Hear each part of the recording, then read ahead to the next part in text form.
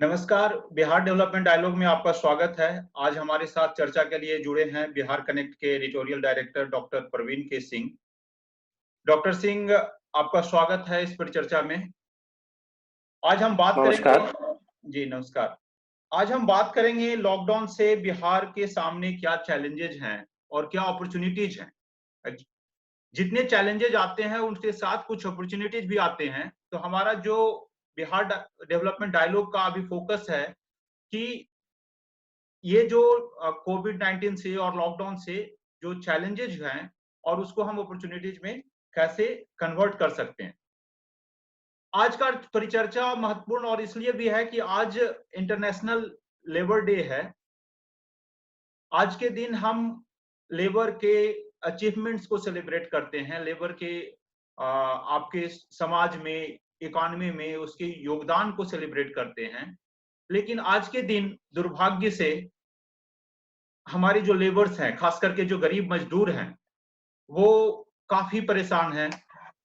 बिहार के जो लेबर्स हैं, देश के कई हिस्सों में, वो दिल्ली में हो, बॉम्बे में हो, गुजरात में हो, मतलब ज़्यादातर लेबर बिना खाना-पीना के मतलब काफ़ी परेशानी में रह रहे हैं आज।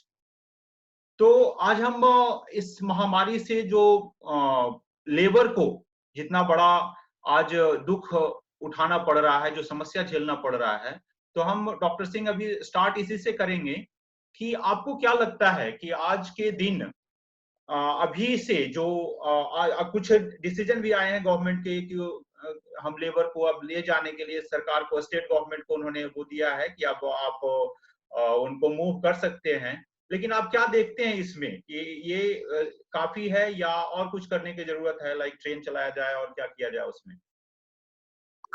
देखिए, सबसे पहले तो द बिगेस्ट सबसे बड़ा जो पॉइंट है कि वर्किंग फोर्स का 45% डेली वेज अर्नर है भारतवर्ष में।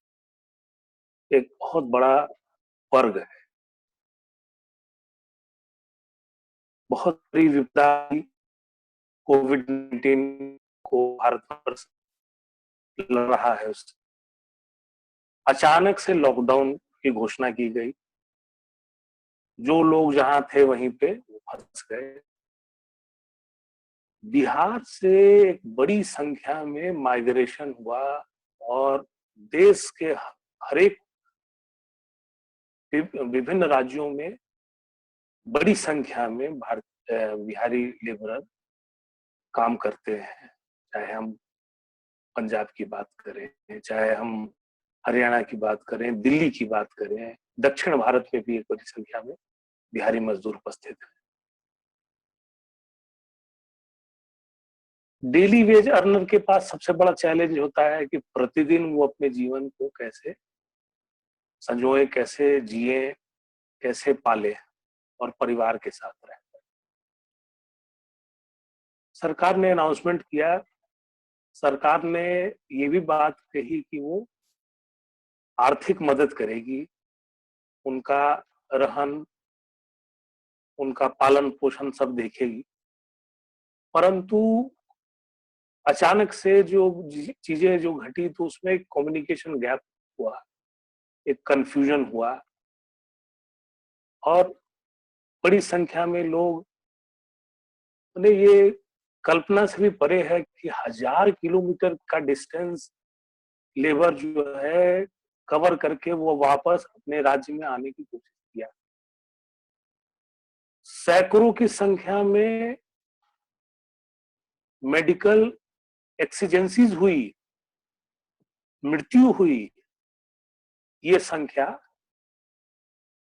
देखने में नहीं आ रहा है क्योंकि मीडिया इस पर रिपोर्ट भी नहीं किया है। सरकार भी इस पर पूरी तौर पे इन चीजों को उजागर नहीं करना चाहती। आज जब 40 दिनों के लॉकडाउन समाप्त होने के नजदीक हम पहुंच गए हैं और केंद्र सरकार ने अनाउंस किया कि जो जहां फंसे हैं वहां से वो वापस लौट सकते हैं। अनाउंसमेंट हो गया, लेकिन व्यवस्था कहाँ हुई? 1000, 1200, 1500 किलोमीटर की दूरी क्या कोई लेबरर किस साधन से वो पहुंचेगा? रेल बाधित है, सड़क मार्ग में आना बहुत कठिन है, बसेस चलेगी, लेकिन कहने का अर्थ ये है कि जो जिस प्रकार का चैलेंज बिहारी मजदूर बाहर रह करके फेस किया, जीवन बहुत कठिन परिस्थितियों में वो अपने आप को रखे। अब बिहार सरकार उसको कैसे वापस अपने यहाँ लाती है, कैसे एब्जॉर्ब करती है, ये जो है ये भी अपने आप में बहुत बड़ा चैलेंज रहेगा।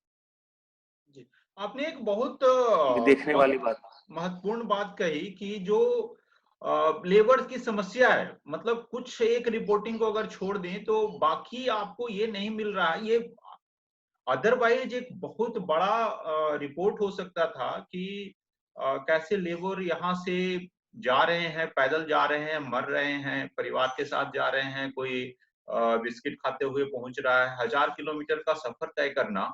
और जिस तरह का रिपोर्टिंग आप देखते हैं मेन स्ट्रीम मीडिया में, ये लग रहा है ऐसा कि आप मीडिया का जो काम है, वो मीडिया सही तरीके से नहीं कर रहा है, या फिर आपको क्या लग रहा है कि कहीं से और से एजेंडा सेट किया जाता है कि नहीं जी इतना तो आप रिपोर्ट कर सकते हो और इसके आगे आप रिपोर्ट नहीं कर सकते हो।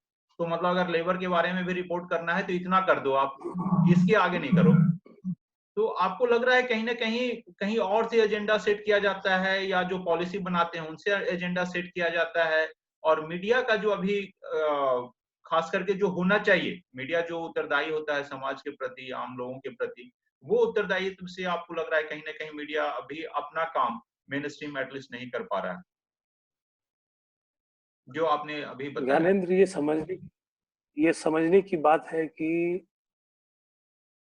रेलिवेंस ऑफ मीडिया आज के समय, देखिए मीडिया भी एक कमर्शियल एंटिटी के रूप में काम करती है।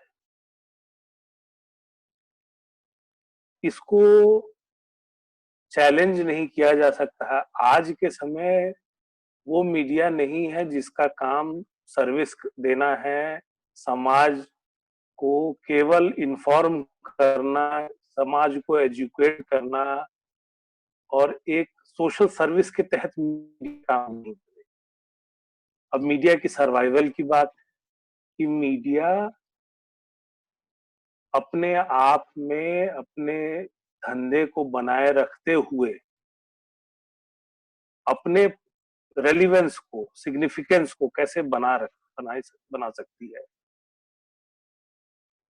ये एक इशू है। सरकार तो आती है जाती है, सरकार तो हमेशा से मीडिया को कंट्रोल किया है। आजादी से पूर्व की मीडिया और आजादी के बाद की मीडिया, ये सभी सभी लोग जानते हैं कि क्या रोल रहा है, कैसे अंकुश हुआ है, कैसे किया गया है, कैसे लाया गया है, कैसे गवर्नमेंट एडवर्टीजमेंट के नाम पे मीडिया हाउसेस को कंट्रोल किया गया है, कैसे स्थानीय मीडिया, जो रीजनल मीडिया जिसको कहते हैं, स्थानीय अखबार, एक खबर भी अगर सरकार के खिलाफ करती तो है कैसे उनका आर्थिक जो उनको सरकारी मदद मिलता है विज्ञापन के रूप में, उसको बंद कर दी जाती है। तो वहां सर्वाइवल में ये संभव नहीं है कि वो इंडिपेंडेंट रोल, अनबायस्ड रोल, इस प्रकार के रोल को हमेशा सदैव करता रहे। वहां उनको मिला जुला करके, कॉम्प्रोमाइज करके अपने ऑपरेशंस को बरकरार रखना है। मैं वापस उस मुद्दे पे आ रहा हूँ, उस पॉइंट पे आ रहा हूँ कि मीडिया इस माहौल में, आज के समय जब लॉकडाउन जो एक बहुत बड़ी आपदा और ग्लोबल आपदा है, ये दिस इज वर्ल्ड वाइड। अब भारत में इस सिचुएशन में अगर मीडिया अनबायस्ड रिपोर्टिंग करती है, जिसका फायदा सरकार को होगा। अगर सरकार ये बात अनाउंस करती है कि वो 1.7 लाख करोड़ जी मदद के लिए वो आगे आ रही है, अनाउंसमेंट कर रही है। दिल्ली सरकार कह रही है कि वो प्रतिदिन लाखों की संख्या में लोगों को भोजन प्रदान कर, लेकिन उसका भी कोई आधार नहीं, उसका भी कोई प्रमाण नहीं, उसकी भी कोई रिपोर्टिंग नहीं। मैंने आपको जैसे पीछे बताया कि माइग्रेशन जो लेबर बाहर आकर के काम कर रहे हैं और ऐसी परिस्थिति में वो वापस जब बिहार की ओर लौटने का उन्होंने मन बनाया और लॉकडाउन के दौरान और जैसा उन्होंने चैलेंजेस फेस किया, लोकल अथॉरिटीज ने उनके साथ जो व्यवहार किया, ये रिपोर्ट आपने देखा होगा कि अच्छी संख्या में लोग उनके ऊपर में उनको सैनिटाइज करने के नाम पे ऐसे ऐसे उनके ऊपर में केमिकल्स जी, बहुत ही का दुखद। बौछार किया गया। बहुत दुखद है, ये अत्यंत दुखद है। तो और उस तरह के आज रिपोर्टिंग को बस कुछ एक मीडिया ने कवर करा और बाकी में उस तरह की खबरें भी नहीं आई। तो आपका ये ये बिल्कुल जो, सही कहना है आप। जी आपको जो आपने जो ये बात कही कि सरकार ने अनाउंस करा, लॉकडाउन हुआ और सरकार ने अनाउंस किया कि हम 1.7 लाख करोड़ का रिलीफ दे रहे हैं, और मीडिया ने जस्ट लिख दिया कि 1.7 लाख करोड़ लोगों को मिल गया। अब मीडिया का काम था, वहां बोला गया कि हम सारे लोगों को दाल दिया जाएगा, और जो मैंने कई अधिकारी से और स्तर पे मैंने बात करा है दिल्ली में भी और भी जगह लोगों पे, तो अभी तक वो दाल मिला नहीं है लोगों को, जबकि उसका एक बड़ा पैकेज था कि फूड ग्रेन्स दिया जाएगा, दाल दिया जाएगा, लोगों को और दिया जाएगा। तो मीडिया का काम ये होता है उस चीज को देखना कि मिला या नहीं मिला। ये तो आप सरकार की अपनी मशीनरी है, वो बतला देगी कि मुझे ये देना है, वो पेपर में एडवर्टीजमेंट भी दे देंगे कि मैंने बिल्कुल सरकार को इतना दिन बिल्कुल। के लिए दिया है। लेकिन ये मीडिया का काम है कि लोगों को मिल रहा है या नहीं, और मिल रहा है तो किन लोगों को मिल रहा है, जो वंचित हैं उनके पास कैसे पहुंचे। तो मीडिया का ये काम होता है। मैं हमारा एक्चुअली परिचर्चा मीडिया पे फोकस नहीं है, तो मैं आपको फिर से ले जाना चाहूंगा कि बिहार में जो वर्कर्स हैं हमारे, जो वापस जा रहे हैं, बहुत सारे लोग गए भी हैं, बहुत सारे लोग ट्रेन से निकल गए थे, कुछ लोग पैदल गए, जो भी किसी किसी तरह से लोग पहुंचे हैं, और भी वर्कर्स जाएंगे। तो ये किस तरह का चैलेंज वहां, दोनों तरह का चैलेंज है। एक तो सामाजिक स्तर पे ये चैलेंज है एक बहुत बड़ा कि वहां जाएंगे, बेरोजगारी का और भी तरह के चैलेंज वहां होगा। और दूसरा जो बड़ा मुद्दा है, आर्थिक मुद्दा है कि उनका जॉब कहाँ से मिलेगा उनका, वो खाएंगे क्या, वो क्या करेंगे फिर। तो आपको क्या लग रहा है कि इसमें ये किस तरह का चैलेंज होने वाला है, और ये अगर आपका मान लीजिए आज अगले सप्ताह हटता है लॉकडाउन, या 1 महीना के बाद भी हटता है, तो ये 1 महीना 2 महीना के बाद आपके पास बहुत बड़ा चैलेंज आने वाला है कि वो जो वापस जा रहे हैं लोग, वो आखिर करेंगे क्या, उनको रोजगार कौन सा मिलेगा, खाना कहाँ से मिलेगा, और चीजें कैसे मिले। मतलब बिहार के पास क्या ये कैपेसिटी है कि वो उनको एब्जॉर्ब कर पाए उस लेबर फोर्स को। ज्ञानेंद्र, मैं आपको आर्थिक मुद्दों पर हम करें, सबसे पहले हम समझेंगे कि एक होता है शॉर्ट टर्म, एक होता है लॉन्ग टर्म इफेक्ट। जब शॉर्ट टर्म इफेक्ट की बात करें, जब अचानक से कोई डिजास्टर, कोई आपदा आता है, तो सबसे पहले काम होता है कि हम उससे कैसे तुरंत में उबरें और लॉन्ग टर्म प्रिपरेशन करें। जो एक मॉडल की बात करते हैं, हम करते हैं कि ऐसी व्यवस्था हो जो इन प्रॉब्लम को पर एक परमानेंट सॉल्यूशन क्रिएट करे। स्थिति में ये इमरजेंसी का सिचुएशन, इमरजेंसी के सबसे इकोनॉमी आज है, आप समझ रहे हैं कि इकोनॉमी कहीं किसी प्रकार से कोई आर्थिक काम नहीं चल रहा है। अभी यहाँ पे सरकार एक बहुत बड़ा रोल हो रहा है, वो आर्थिक मदद करना,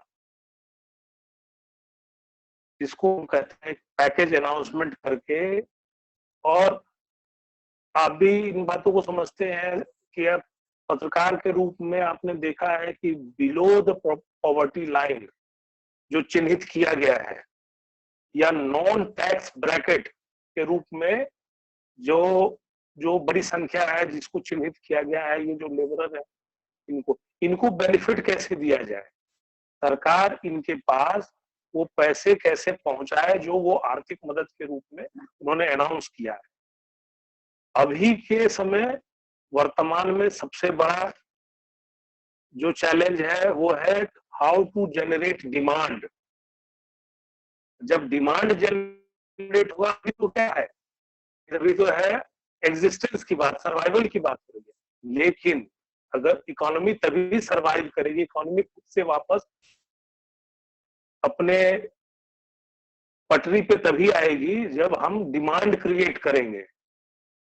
सबसे पहले तो लॉकडाउन को समाप्त करना, और लॉकडाउन समाप्त करने के बाद जो सोशल डिस्टेंसिंग का जो टीचिंग दिया गया है, जो सीख दी गई है, क्योंकि ये कोविड-19 जो है ये एक दिन, 2 दिन, महीने, 2 महीने का नहीं है, ये लंबी लड़ाई है। इससे इस लड़ाई में हमारी तैयारी लगातार बनी रहेगी। तो इस लड़ाई में सबसे पहले हमें जो सरकार को करना है कि आर्थिक मदद दें, इंडस्ट्रीज को वापस चलाने के लिए उनको अलाउ करें, सोशल डिस्टेंसिंग मेंटेन करें, फैक्ट्री में अगर काम कर रहे हैं तो मिनिमम संख्या में लोग काम करें और एक डिस्टेंस बना के जो प्रोटोकॉल है उसको फॉलो करके वो काम करें, और हर फिर से इकोनॉमी को पटरी पे लाने की कोशिश करें।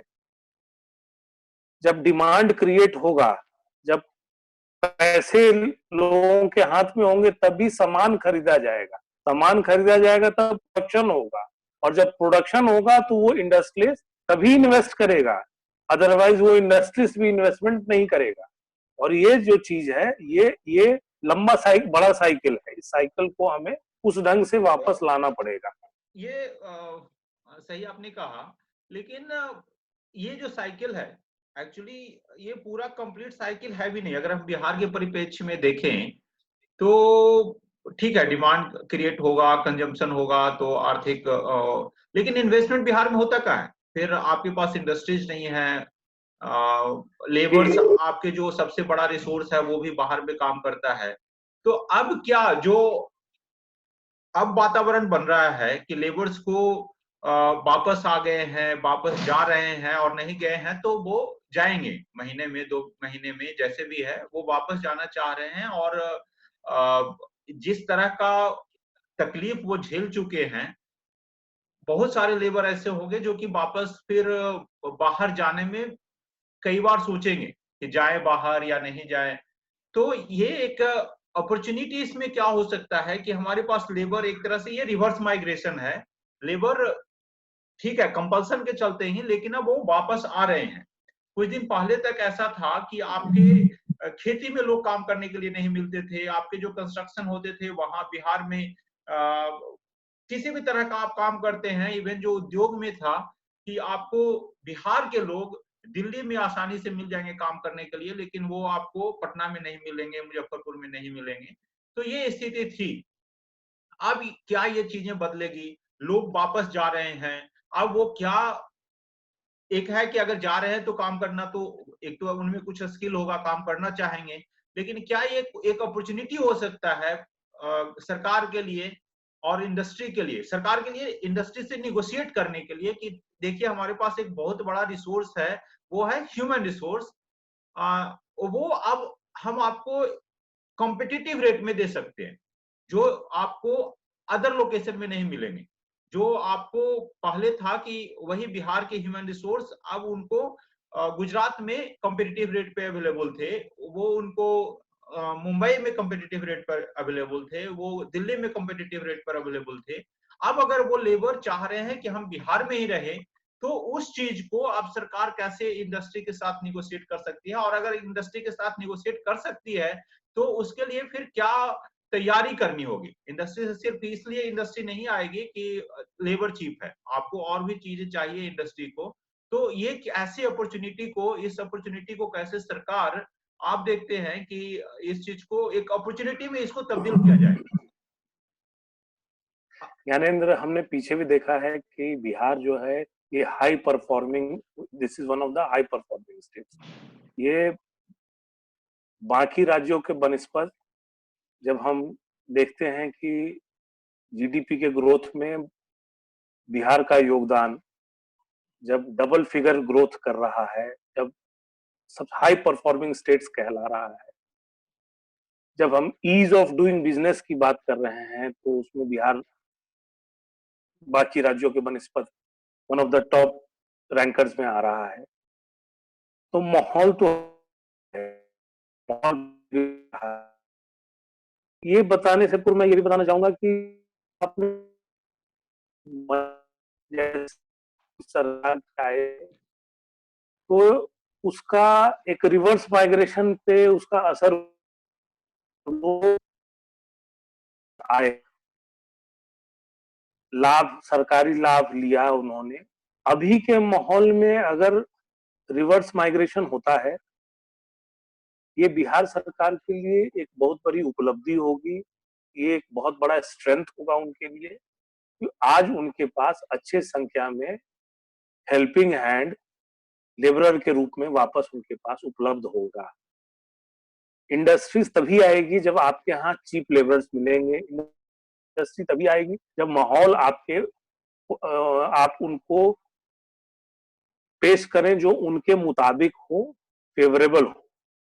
तो ये एक बहुत बड़ा अपॉर्चुनिटी है आज के समय में। अगर वापस लेबर आते हैं तो इंडस्ट्रीज को फिर से एक बूम मिलेगा, and this will be a most remarkable feature which will create its own identity. Bihar will create its own identity by being the most highly performing state. जी, इस ऑप्टिमिस्टिक नोट पे मैं चाहूंगा एक चीज जो आपने बताया कि मीडिया में, और जब तक कुछ जो चैलेंजेज हो गए, एक तो है कि बिहार का परफॉर्मेंस अच्छा है उसको हाईलाइट किया जाए, और उसके साथ कहीं कहीं जो लूप होल्स हैं, कहीं कहीं जो गैप्स है उसको भी हाईलाइट किया जाए, ताकि सरकार, पॉलिसी मेकर उसको ठीक करें। और अगर अभी से वो अपना चीजें ठीक करना शुरू करे तो साल भर के बाद या 6 महीने के बाद अगर इंडस्ट्री ये डिसीजन लेता है कि हमको इन्वेस्ट करना है और एक जगह पे हमारे पास लेबर है, डिजिटल इंफ्रास्ट्रक्चर जिस तरह से अब डेवलप हो रहा है, इलेक्ट्रिसिटी है और सारे इंफ्रास्ट्रक्चर अगर डेवलप हो रहे हैं, तो उनको वहां पे अट्रैक्ट किया जा सकता है। बिहार कनेक्ट का जो जो आपने बात करा था इस चीज का कि reporting, positive reporting, critical reporting. Positive reporting का मतलब ये नहीं हुआ कि हम सरकार का पीआर के रूप में काम करें। हमारा जो बिहार डेवलपमेंट डायलॉग का जो थीम है कि हम क्रिटिकल, कहाँ कहाँ गैप्स हैं आपके पास, किस चीज को आप बेहतर करें, और बेहतर करने से आपके स्टेट पर क्या फर्क पड़ेगा, आप कैसे उस चीज से आप लेबर को ठीक तरीके से आप डिप्लॉय कर सकते हैं, इंडस्ट्री को अट्रैक्ट कर सकते हैं, और चीजें कैसे आप कर सकते हैं। तो इन चीजों को हम, इन मुद्दों को, ये एक परिचर्चा में नहीं हो सकता है, कई मुद्दे हैं, उन मुद्दों को हम एक सीरीज के माध्यम से बिहार कनेक्ट पे प्रेजेंट करते रहेंगे।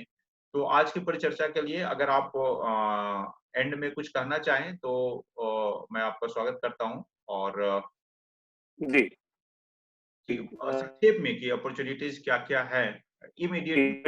जी, मैं उसको कंक्लूड करूंगा, और सबसे पहले मैं बोलूंगा role of media. Role of media, media has to operate in a free environment. Media has to do unbiased reporting. हमारा जो उद्देश्य है बिहार का, वो है मीडिया में एक तो अनबायस्ड रिपोर्टिंग करना, और साथ साथ एक पॉलिसी इंटरवेंशन करना है। सरकार कहाँ पे फेल कर रहा है, सरकार के सामने वो जो लूज गैप्स हैं उसको वो नहीं भर पा रहे हैं, उसके लिए हमारा एक सकारात्मक एक इंटरवेंशन है जो हम प्रयास करेंगे कि उन चीजों को हम उजागर करें। जितने स्टेक होल्डर्स हैं उनके समक्ष हम ये बात प्रकट करें, चाहे सरकार हो, चाहे जनता हो, चाहे जब हम पीपीपी मॉडल की बात करते हैं तो हम सभी को साथ लेकर के चलने की बात। जी, तो हम इसके लेबर साथ की जो जी जी जी आप कुछ बोल लेबर रहे थे। वाला जो जी जी जी आज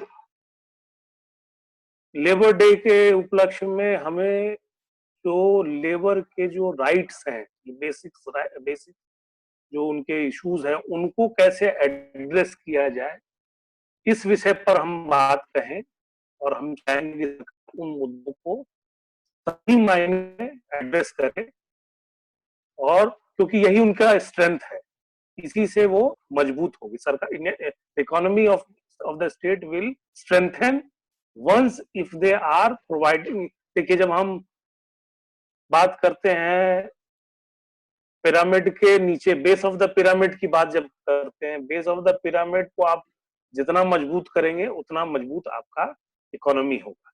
बस इसी चीज से मैं कंक्लूड करना चाहूंगा कि how this is how the government has to address. बहुत बहुत धन्यवाद डॉक्टर प्रवीण सिंह जी, आपको इस परिचर्चा में भाग लेने के लिए। और जैसा आपने कहा, हम फिर से रिएटरेट करते हैं कि बिहार कनेक्ट एक पॉजिटिव अप्रोच के साथ, और पॉजिटिव अप्रोच मीन्स हमारा जो टैगलाइन है कि एम्पावरिंग डेवलपमेंट, हम बिहार के डेवलपमेंट को और कैसे सशक्त कर सके। बिहार अच्छा कर रहा है, ग्रोथ रेट में हम कई वर्षों से एक टॉप रैंकिंग स्टेट्स में हैं, और इस चीज को और कैसे सशक्त किया जाए, इसमें बिहार कनेक्ट एक सकारात्मक भूमिका निभाते रहेगा। इसके साथ मैं आपको बहुत बहुत शुक्रिया कहता हूँ। धन्यवाद। धन्यवाद।